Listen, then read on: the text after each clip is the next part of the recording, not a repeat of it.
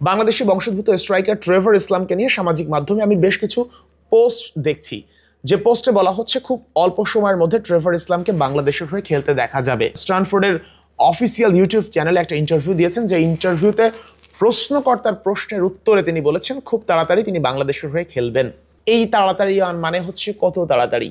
এটা আসলেই তাড়াতাড়ি না, একদমই না। ট্রেভর ইসলামের সঙ্গে বাংলাদেশের হয়ে খেলার জন্য তার সঙ্গে যোগাযোগ করছে কনফিয়েঞ্জা স্পোর্টস। কনফিয়েঞ্জা স্পোর্টসের কো ফাউন্ডার আবিদ আনোয়ার কিছুদিন আগে ট্রেভর ইসলামের বাবার যে পাসপোর্টটা, সেই পাসপোর্টটা বাফুফের সিনিয়র সহসভাপতি ইমরুল হাসানের কাছে দিয়েছেন।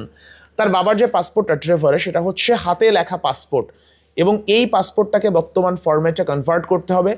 এরপরে ট্রেভরের কাজ শুরু হবে, এবং আমি চোখ বন্ধ করে বলে দিতে পারি 2025 সালে ট্রেভর ইসলামের বাংলাদেশি পাসপোর্ট হওয়ার কোনো সম্ভাবনা নাই। সেটা আগামী বছর হবে, এবং আগামী বছর বলতেও যে একেবারে শুরুর দিকে তাও না, মোটামুটি একটা টাইম ফ্রেম লাগবে। কিন্তু ট্রেভর ইসলামকে আমরা বাংলাদেশের হয়ে খেলতে দেখব, এর জন্য একটা সময় আমাদের অপেক্ষা করতে হবে।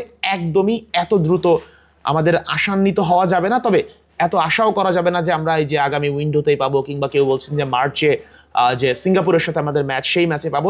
একদমই এই সুযোগটা নাই, আমাদের মোটামুটি একটা সময় লাগবে ট্রেভর ইসলামকে বাংলাদেশের হয়ে খেলতে দেখতে।